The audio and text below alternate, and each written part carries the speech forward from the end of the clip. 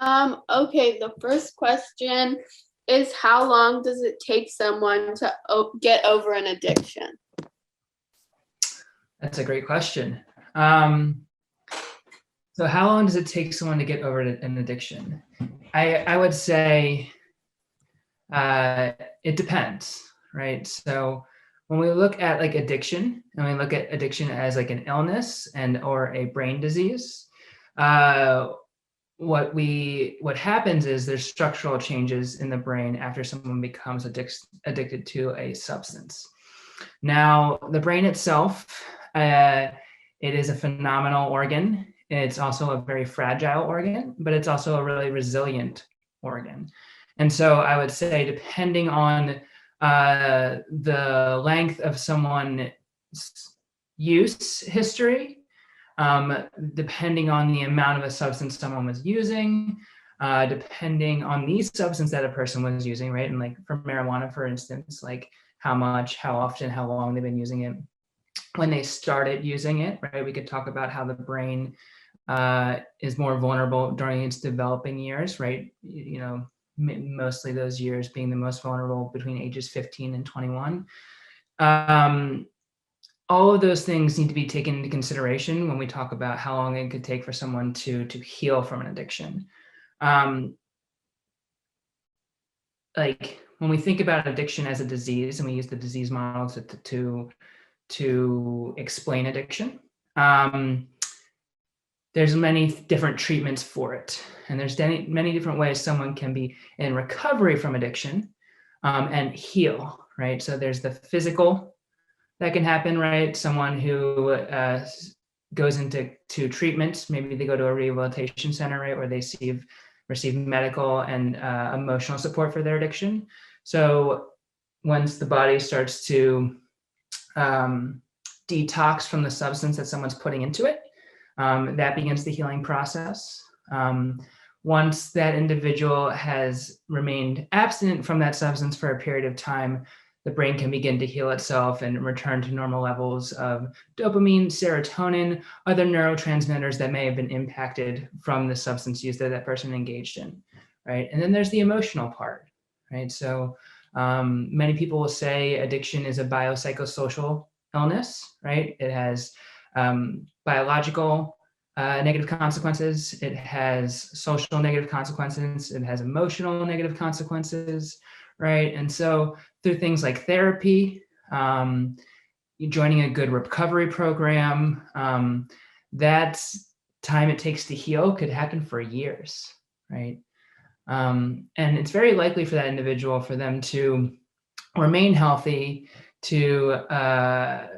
that they will continue to need to engage in some sort of recovery, right? Whether that is therapy, whether that is something like mutual aid groups. And when I say mutual aid groups, I mean like 12-step programs like Alcoholics Anonymous or Narcotics Anonymous, as well as, again, creating that physical distance between them and that substance. You know, I've heard things from it takes the brain 5 years until it will heal from an addiction.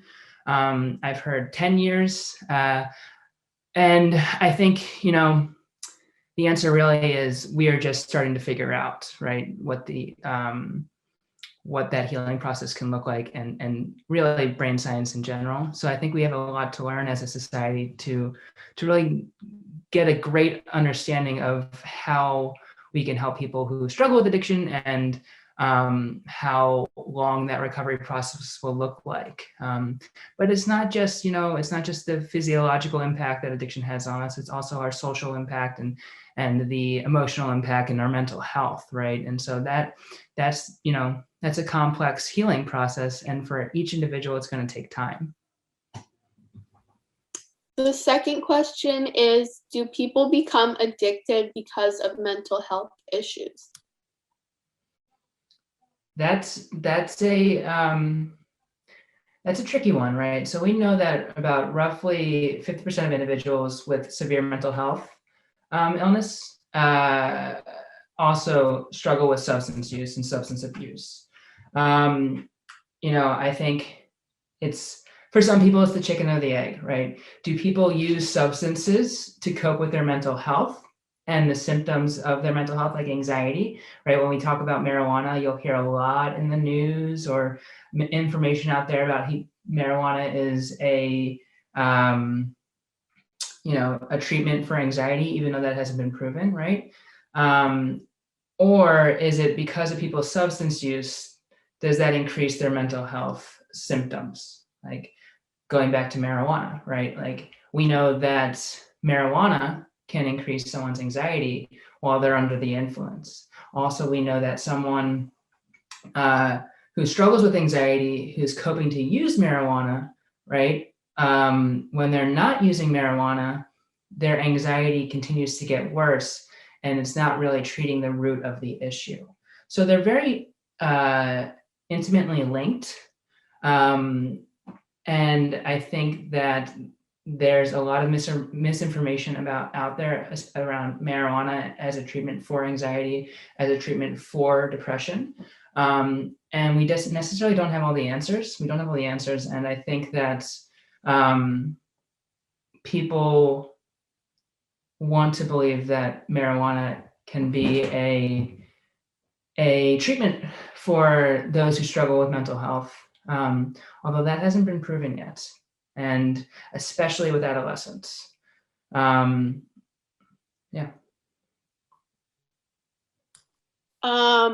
The third question is, why do teens think that drugs will help their mental health? I would say not all teens think that, right? I think some teens think that. I think most teens have a good understanding of what the risks are associated with alcohol or the drugs and marijuana. When it comes specifically to marijuana and why teens think that marijuana will help their mental health, I would say it's because of all the misinformation and disinformation out there, right? Young people today, they have access to so much information. And when it comes to marijuana, the number one issue with marijuana is that,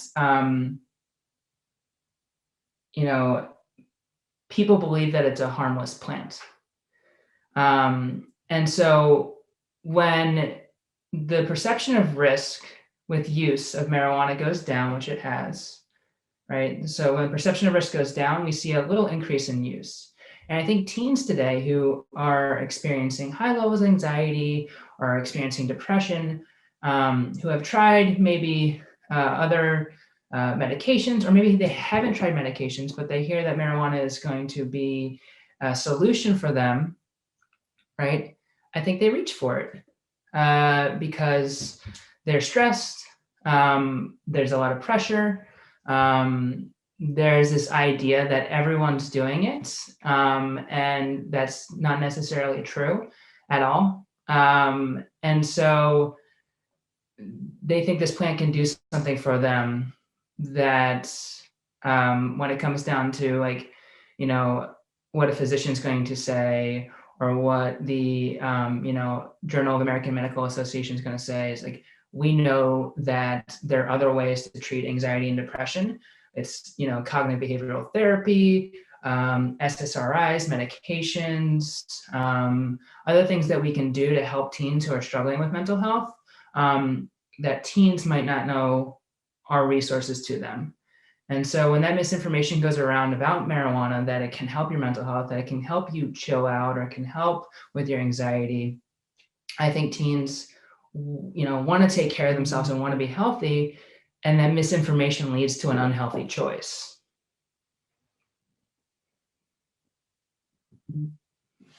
On average, at what age do teenagers start to experiment with marijuana?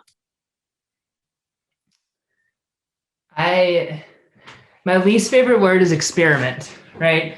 Because I always tell young people, like, what is the purpose of the experiment? And then we take them back to their sixth grade scientific method class, right? The purpose of an experiment is to find a result, right?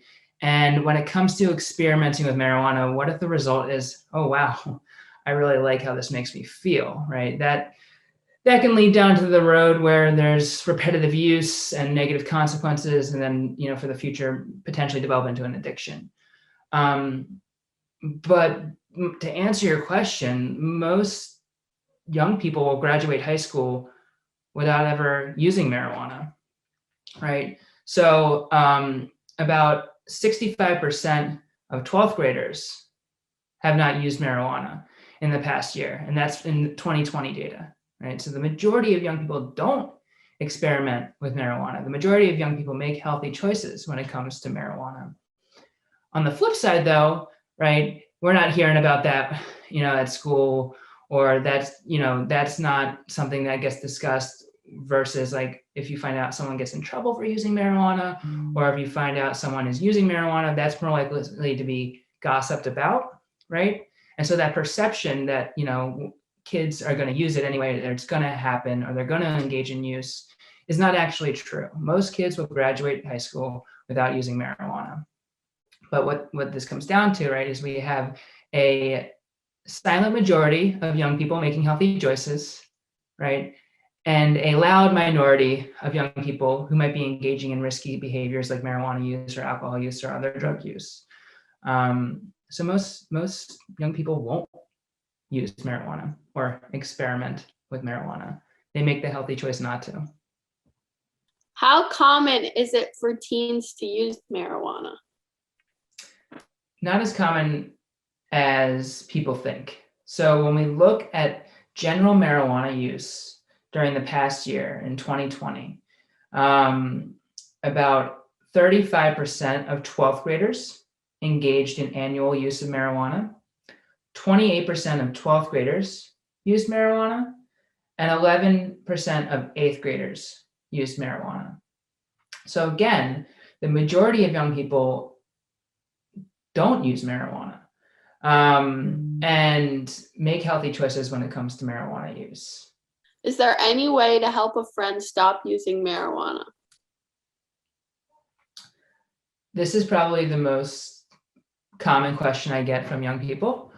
And when, young, like when teenagers I'm working with come to me and express their concern about a friend, you can see that they're actually really, really concerned, right?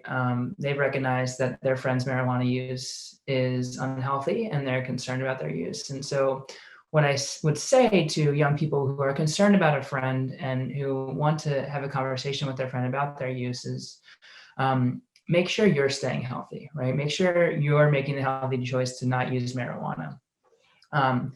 You're more likely to be able to talk to your friend about their use if you're not also engaging in that use.